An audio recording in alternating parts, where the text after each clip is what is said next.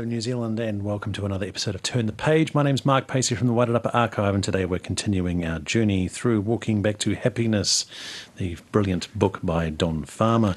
We are up to chapter 10 today, so we're starting to get through it now. We're over halfway. So, chapter 10, Plot Songs and Pay Packets.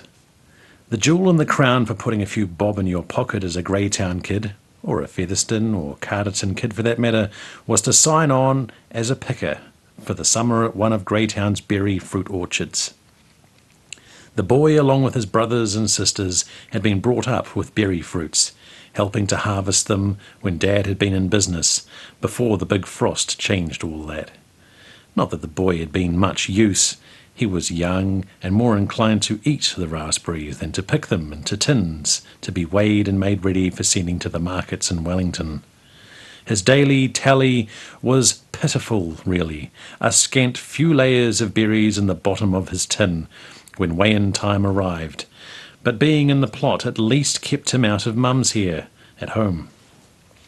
Dad knew he was child-minding the boy, but to keep the peace and to put a few pennies aside each week... No, we did that one wrong. Let's try that again.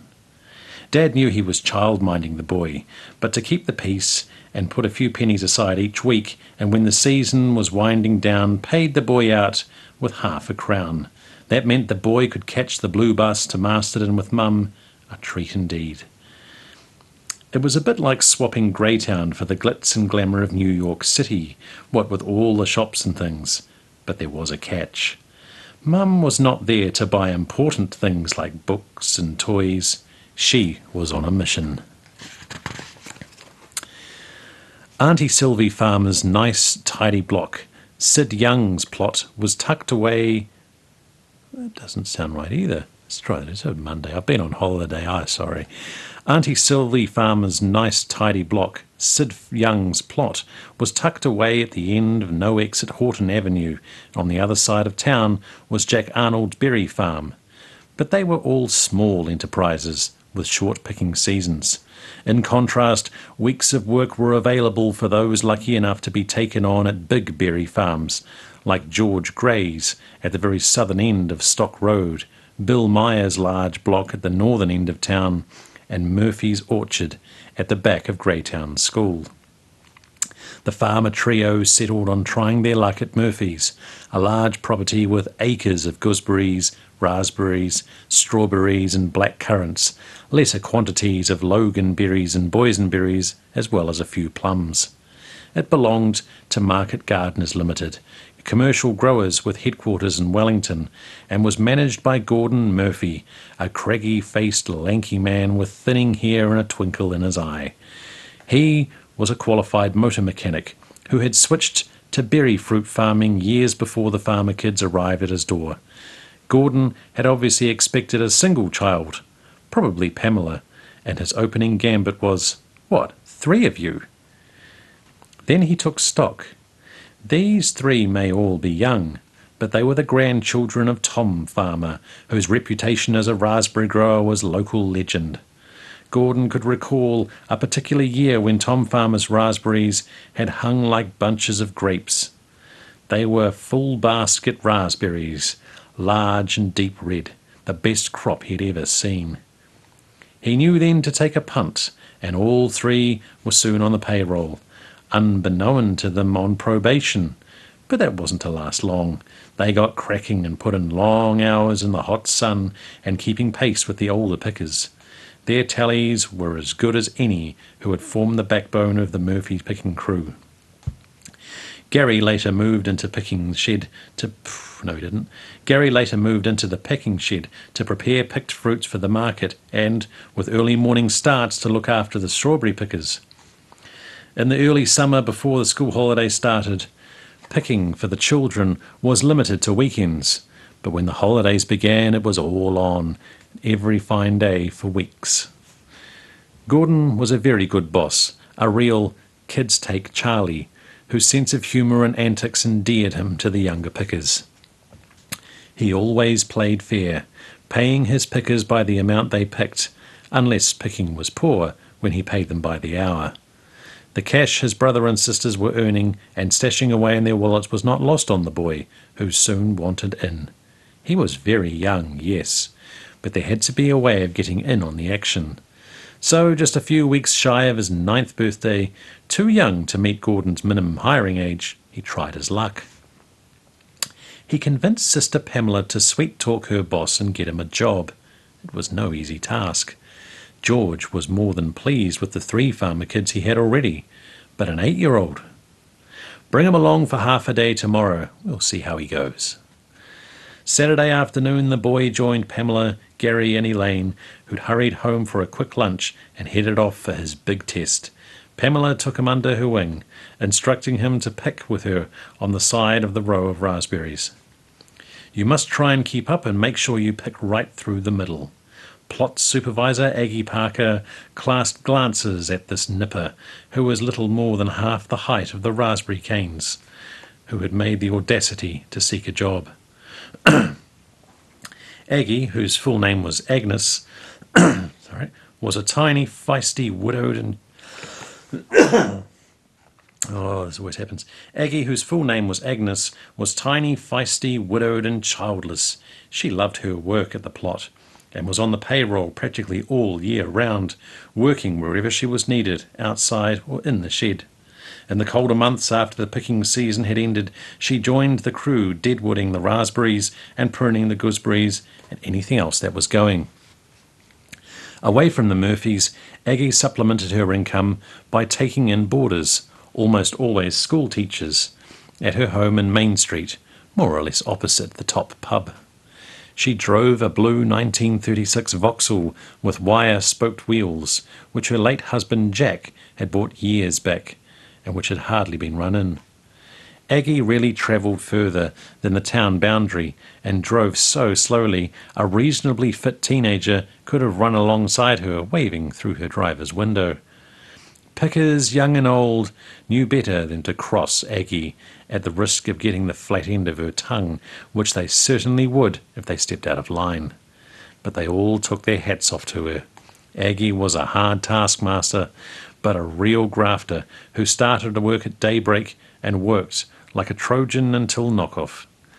At the next row over from where the boy and his sister were working was the 2IC of the picking plot, Dot McCarty, wife of town butcher Fred. A heavier woman than Aggie with a louder voice, Dot was equally as hard-working and a mainstay of the orchard. Sister Elaine was her picking partner on this day and had to be on her mettle to keep up with Dot, who worked every hour she could and ran up huge tallies. Nearby were Harry and Min McKenna, Min being Dot's sister, and Harry always being in such a rush, he acquired 2 nicknames, behind his back of course. Some called him Hurricane Harry, and others Hungry Harry. Just over from the McKennas were 2 other orchard mainstays, Audrey Murray and Pat Davies, hard at it, picking and chatting. The plot was a hive of activity, with the midsummer sun beating down on dozens of pickers going to and fro, leaving their full tins at the ends of their rows. Every so often, shed worker Malcolm Lynch would arrive at the plot, driving the old Massey Ferguson tractor, towing a flat-decked trailer on which sat Gordon, his legs dangling over the back, clutching a register. Beside him was a set of scales. Each picker's tins were weighed and the weights written into the register alongside their name. The boy knew his future hinged on this half-day effort. There could be no more slack-ass performances he had been able to get away with on Dad's plot. This was serious business. He put his back into it, keeping pace with Pamela, and picking through, and the tins were filling. A bit after 3 p.m. the tractor arrived, this time with 2 huge teapots, and the pickers knocked off for smoko. The boy turned down the offer of a cold drink of orange. He had been told hot tea sustained you better, didn't give you a raging thirst, and actually cooled down your system. That must be why Indian people eat hot curries, he mused. When 11 minutes passed... Nope, it was 10. How did we get that to 11?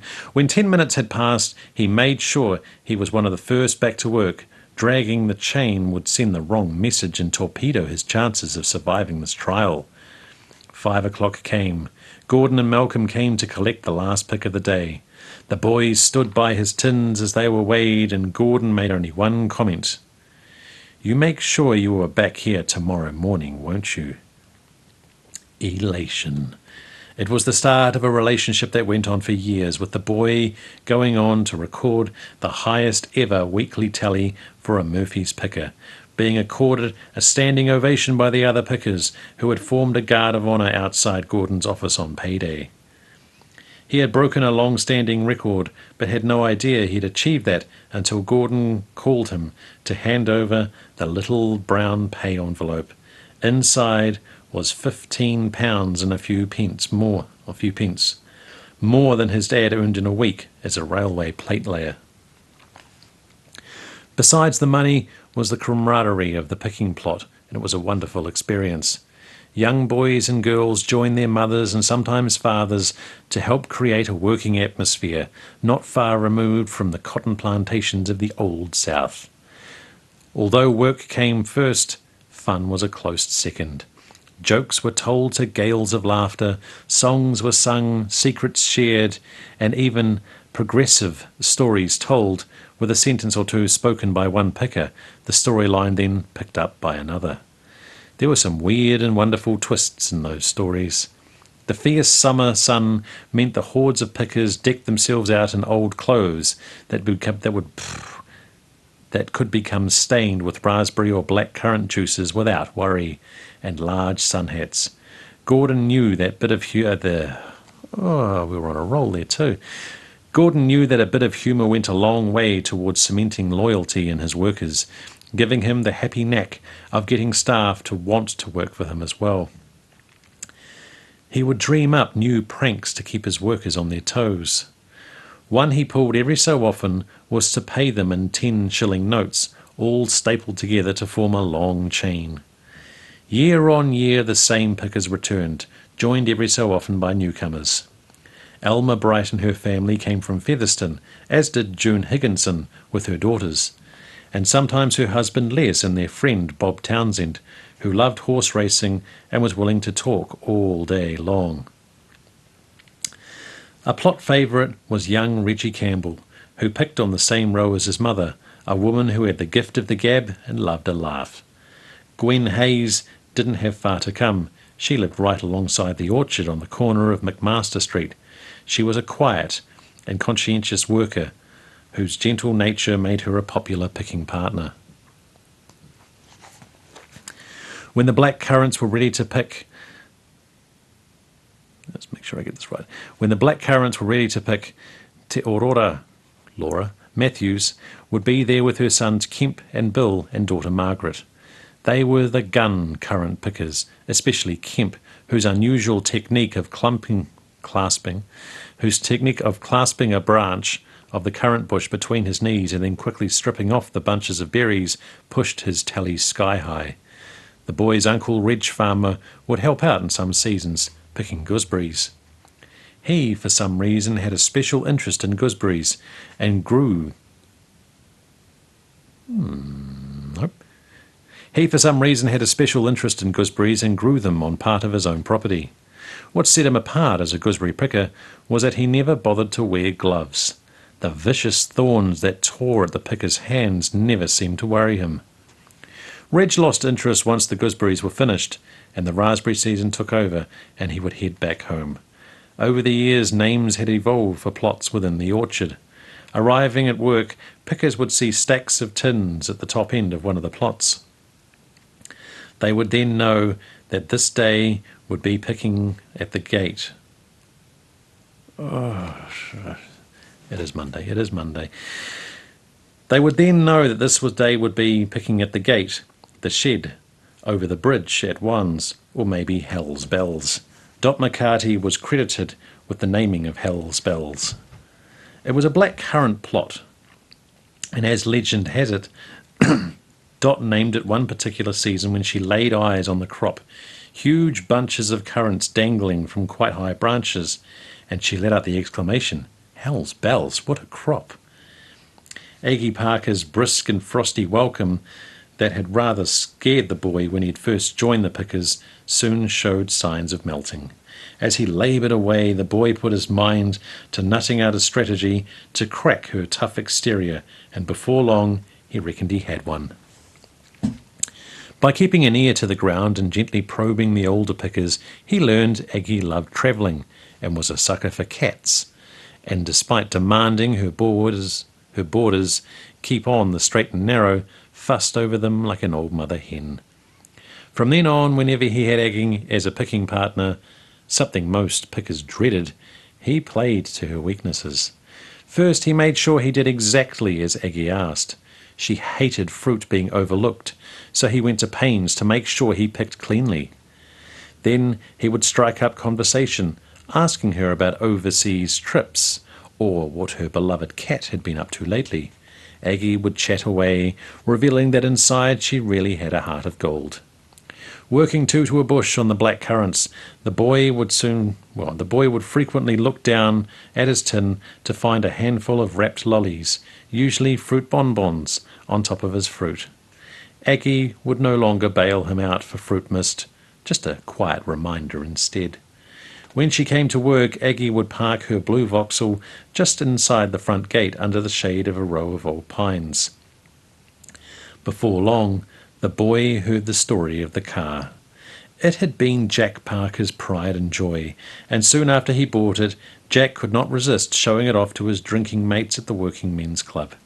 One day, as he swapped yarns with them in the bar, several whispered to each other, then slipped out the front door unnoticed. Finding the gleaming new acquisition to the Parker home parked outside, they collectively strained at lifting up the back of the car, chocking it slightly off the ground. After a time, Jack bid farewell and left the bar. He had no idea all those that had been drinking with and who had been at pains to keep him talking had been in on what was happening. In the car he was completely bamboozled. It started okay, but absolutely refused to move, despite considerable revving. A scowling Jack came back inside the club. He needed to contact a mechanic. Again, he was semi-surrounded by concerned mates who kept telling him as culprits hurried back to the car and took away the chocks. Jack was convinced to give the car one last try. After all, nothing much could be wrong. It was brand new. Behind the wheel, Jack started the car and stood on the accelerator as he lifted his other foot off the clutch. The car responded to the power takeoff, shooting forward, hitting the curb before a frantic Jack managed to steer clear of the footpath and avoid writing off half of Main Street.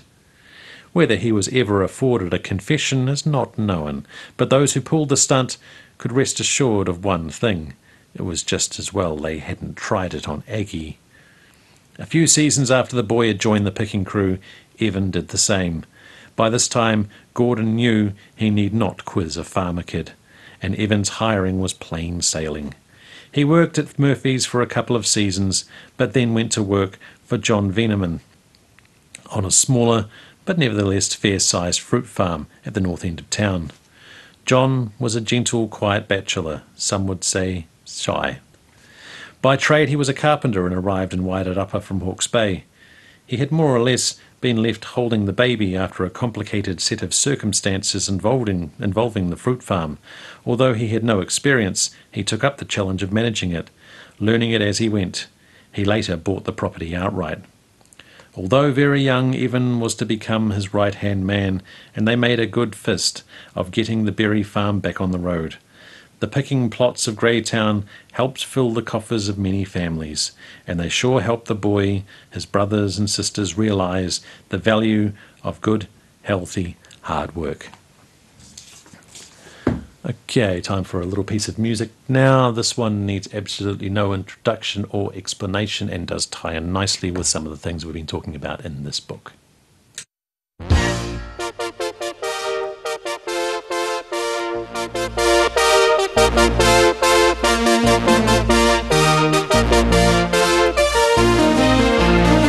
Remember the days of the old schoolyard? We used to laugh a lot. Oh, don't you remember the days of the old schoolyard?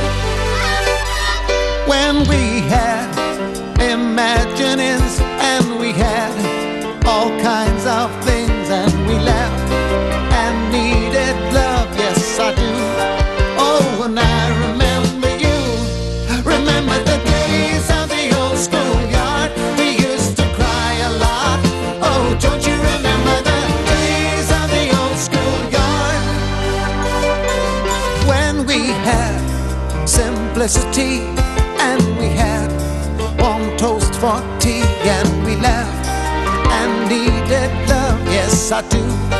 Oh, and I remember you.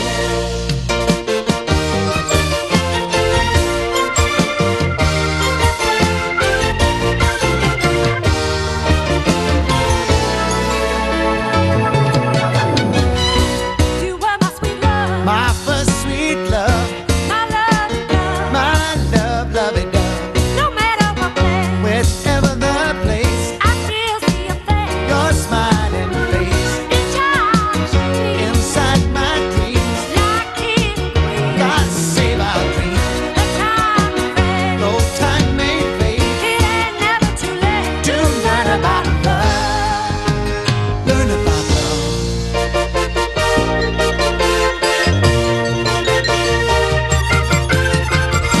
Remember the days of the old schoolyard. We used to laugh a lot. Oh, don't you remember the days of the old schoolyard? When we had imaginings and we had all kinds of things, and we laughed and needed love. Yes, I do. Oh, when I remember you.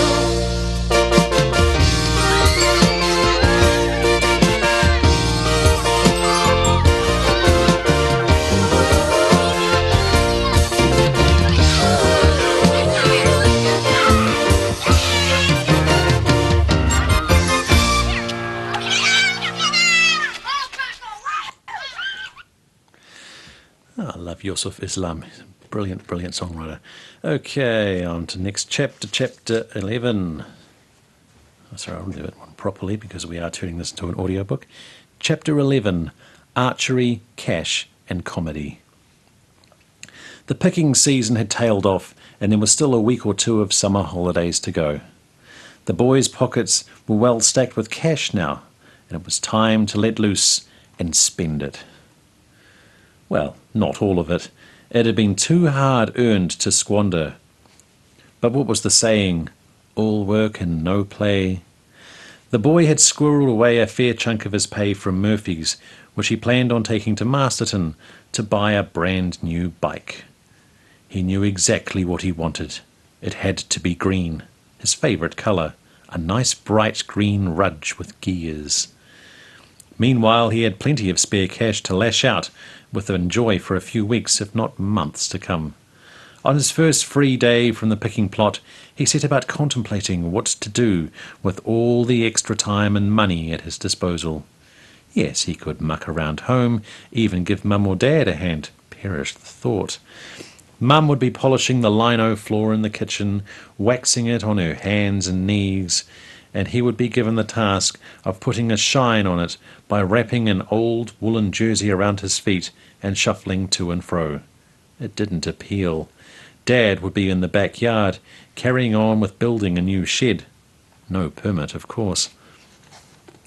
That meant if he offered services, or was even seen to be idle, he would be conscripted to sit on lengths of timber, resting on chocks to hold them steady while his father hacked through the tough totara with a blunt handsaw. Dad was meticulous when it came to caring for his garden tools. He cleaned and oiled everything he used in the garden, but he couldn't give a damn about other tools. His saws were always blunt, hammerheads were loose in their handles, and even if you tried, you could never cut yourself with his axes or hatchets. So with sitting on timber having absolutely no appeal, there was only one thing for it. He had to make himself scarce. There was always the swimming baths to fall back on, but it was the weekend, and the pool would be crowded. Children leaping and splashing about in the murky depths of the creaky old bath, which had long ago reached its use-by date. Last time he was there, a boy aged a year or two older than he was... No, that didn't sound right. Last time he was there, a boy a year or two older than he... That's worded slightly strangely. I'm just going to make sure I get this right. We'll just remove the was. Last time he was there, a boy aged a year or two older than he had ripped half his heel off when his foot got caught under the corrugated iron fence surrounding the pool. It had been his own fault. He had been leaning back against the fence and then took off running, which was against the rules, intending to dive into the pool. His heel caught on the underneath of the iron, tearing away the skin as he tumbled into the water, bleeding, adding a touch of red to the usually slimy green unfiltered water. The memory was too raw for the boy. I think I will give swimming a miss today. In any event, plans were well underway to build a new state-of-the-art swimming pool much closer to home in Kuratawhiri Street.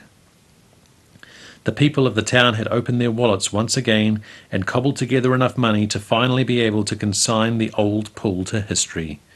He settled for taking his bow, a beautiful fawn-coloured fiberglass recurve bow, to the paddock next door. The boy had fallen in love with archery. His bow, along with half a dozen target arrows and several hunting ones, had followed him on many house-made models. They'd followed on from many house-made models. He had honed his skills on these, carefully selecting lengths of willow from the line of pussy willow trees, cutting a groove into each end and straining the bow with fishing cord. I'm out of touch here. The first arrows he had called on all his inventive powers. Bamboo was tried but was too light and drifted off target. Dowling was too blunt and heavy. The problem was solved when he discovered that dried stalks of wild parsnip, which grew in abundance on the roadsides and paddocks, were just what the doctor ordered. Small unformed parsnips at the end of dried stalks formed a natural arrowhead, giving the arrows just enough weight to launch. The boy became surprisingly skilled with his amateurish bows and arrows, as brother Gary once found out. Gary had been ribbing the boy over a girl in his class at school, suggesting, wrongly, that the boy held a torch for her. Finally, the boy exploded, and as Gary rushed, laughing out the back door and into the yard, he reached for his bow, fitted his wild parsnip arrow to it, pulled back to full strength and let fly. The arrow struck the fleeing Gary fair between his shoulder blades with enough force to send him stumbling to the ground. Needless to say, the boy copped a mouthful from Mum, but that was a small price to pay for the satisfaction that came with ridding himself of a problem never likely to recur. This day was different, though. The fiberglass bow and professionally machined arrows were not playthings. A hit from these arrows would cause serious injury. One from a hunting arrow could kill. In the paddock, the boy put up his homemade target at the far end of the paddock, and for the next hour or so peppered it with arrows, hitting the bright yellow bullseye or one of the surrounding colours.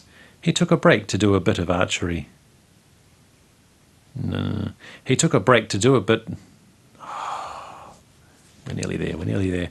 He took a break to do a bit of trick archery he had gleaned from books he had pored over in bed at night, written by the great archers like Howard Hill. Pushing some of Mum's wooden clothes pegs into the ground, he stepped back 5 yards, 6 yards, and then a yard further, letting arrows fly, hitting the pegs and knocking them out of the ground. His prowess with the bow had earlier caught the attention of Grimy Williams, the best archery exponent in the district, who belonged to the famed Black Arrow Archery Club. Grimy, who worked in the grocery department of the WFCA, often delivered the grocery order to the farmer household, and one day had tried in earnest to sign up the boy. He had toyed with the idea, a big part of him wanting to say yes, but he didn't know any of the other club members other than Grimy, What's more, he would have been far younger than most, if not all, of the other club members, and would have to travel over the Remutaka Hill to go to club shoots. He hadn't signed up, resisting several other approaches from Grimy, who was not just club archer, but one of the famed bow hunters. Hearing Mum's lunchtime cooey, the boy packed up his bow and arrows and headed back to the house to join Evan, who had been away playing in the paddocks behind Parker's, and the rest of the family. With swimming off the afternoon agenda, the boy had reached for a sheet of light pink-coloured printed cardboard hanging from the kitchen wall. It was the monthly program of films to be screened at the Picture Theatre, delivered to the letterboxes throughout town. He had read that the 2 p.m. matinee this day was to be a cartoon parade. He liked them, although he would have preferred a rootin' tootin' shootin' western. In those the boy always sided with the Indians, but usually they died in droves, shot in the back of their pinto ponies as they rode aimlessly back and forth in ankle-deep rivers. The soldier heroes were slick-looking, nicely groomed sharpshooters like Rory Calhoun, Fred McMurray, Tony Curtis, or even Ronald Reagan, who seemed to be able to fire off 13 shots from a 6-shooter without reloading. Every now and then the Indians would get even with a bluecoat biting the dust, a well-directed arrow protruding from his back. There was never any blood. Finally, a peace treaty would be negotiated, leaving everyone happy, and, of course, the beautiful young squaw, dressed in her best rawhide dress, with a single feather in her flowing black hair, ended up marrying the handsome bluecoat star. Nobody seemed to notice the beautiful squaw who emerged from the teepee in the back blocks of South Dakota had manicured eyebrows, mascara on her lashes, and a touch of rouge on her cheeks. A hot face wash and a brush of his teeth, and the boy was ready to take in the flicks. No need to hit up Mum or Dad for ticket money. He was loaded. First stop was the ice cream shop. Unlike others, he had no need to wait until half-time to treat himself. Armed with a maple ice cream, a bag of chippies with a sachet of salt inside, and a white paper bag of mixed lollies, he sauntered slowly towards the picture theatre to join the queue of gathering youngsters waiting for the doors to open. This day the boy couldn't be bothered joining the bun fight for position in the queue. He would let other boys have their fun pushing and jostling each other out of line. He had teamed up with 2 mates, Russell Chock Kennedy and Peter Zeke Matthews, and filed in behind the stampede of those who had won pole position and would soon be scrapping over the front row seats. The noise was deafening in the lead up to the lights going down and the projectionist kicking the creaking old gear into life. Even in the din continued, the first few minutes of the screening was given over to advertisements. The claiming game started with the boys and girls alike screaming out, "That's mine," and "That's me," or "I bags it," when brand new cars, motorbikes, lavish restaurant meals and glamorous women flashed on the screen. Then the lights dimmed, everyone clambered to their feet for God Save the Queen, before coming attractions or shorts were shown. The boy sat munching his way through the bag of lollies, watching the latest episode of the serial. It was much the same as the episode last week. The beautiful heroine saved yet again from certain death by the dashing male hero. The man's timing was once again impeccable. He had only just managed to rescue her from the cliff's edge as she gradually slipped away, clinging on by her fingernails until his hand grasped her wrist and hauled her to safety. Then the first cartoon, a Heckle and Jekyll. The 2 talking magpies finally got the better over a grumpy old man and his talking dog after many smacks over their heads and a few gunshots. No blood and no one died. Half-time came, a mad rush for the door and a sprint to the milk bar. Sister Elaine was one of the staff behind the counter. She and Carol, Flossie, Floors had been busy rolling ice cream cones, dipping some in chocolate, ready for the onslaught. The boy didn't really need another round of treats, but he weakened anyway, this time buying a bag of sherbet with a licorice straw and a bottle of Wacko Queen's Toast and 2 Buzz Bars. He would have to wean himself off sugar for a week after this. Back in the theatre, the lights were killed and the parade of cartoons restarted. The nerves of the manager, Monte Hodder, and his ushers must have been stretched to near breaking point as the noise created by a horde of munching, crunching children reached a crescendo. They moved along the aisles, catching noisy culprits in the glare of their long silver flashlights, issuing warnings of ejection unless things quietened down, as Jaffers rolled along the wooden floor, sounding like a staccato of gunfire. The boy and his mates shielded their eyes from the glare, and at least managed to look acquiescent. To them the noise was all part of the fun. Soon after half-time interval came, and what the boy had been hoping for, a Pete Smith comedy sketch. Of all the stand-up comedians, Pete Smith was his favourite, and today he excelled himself.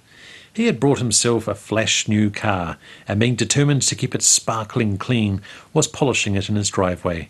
Common sense was never Pete Smith's forte, and right above where he had parked the car was a tree full of ripe plums. No sooner had he finished polishing, and a plum plopped onto the bonnet. Annoyed, Smith scrubbed it off, only to hear another 2 plums land on the boot. Plums continued to bombard the car, and its owner raced about wiping them off, giving no thought to moving the vehicle away from the drop zone. The boy and the entire audience in the theatre howled with laughter. To follow came a procession of comic genius.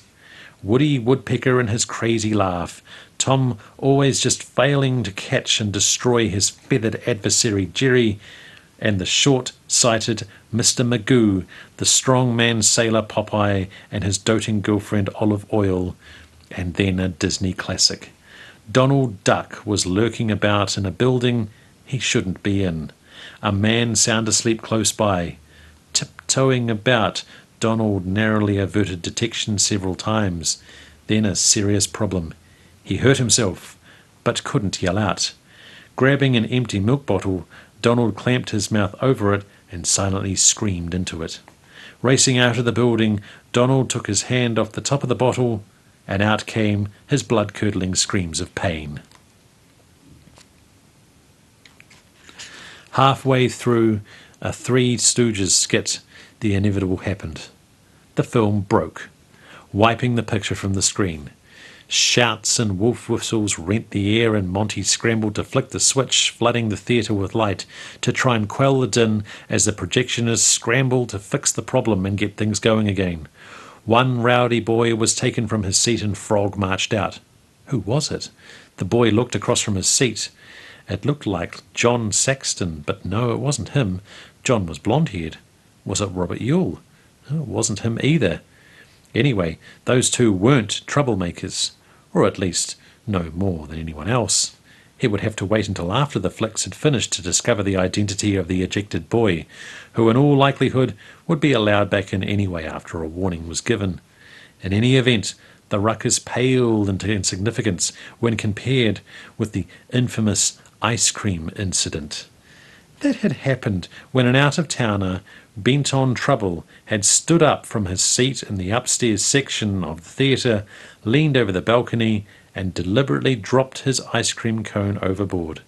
The ice cream had landed fair and square onto the bald pate of a man downstairs, and all hell had broken loose. It only ended when Constable Alan Anzac Fraser, hurriedly called by theatre staff, had pitched in and after a dire struggle managed to arrest the culprit. Back in business, the lights were again killed and the Three Stooges returned before Joe McDokes peered out from behind the 8-ball to carry on from where they'd left off. Bugs Bunny, Tweety Bird and Lady and the Tramp finished off an afternoon. Back out in the afternoon sunshine, the boy said goodbye to Chock and Zeke and headed for home. By now he had forgotten all about the boy who had been marched out. So what? It wasn't him. Not this time. And that was all that really mattered. Should he call yet again at the milk bar? No. He had indulged himself enough. It had been a fun afternoon. He wondered whether Monte Hodder thought so too. All right, that's us for today. I will catch up with you next Monday. We've got 2 chapters next Monday. One's short, one is very long. So it'll be a similar time period. And we'll try and think of some other piece of music relating to memories and things like that. So have a brilliant week, and we will see you in a week.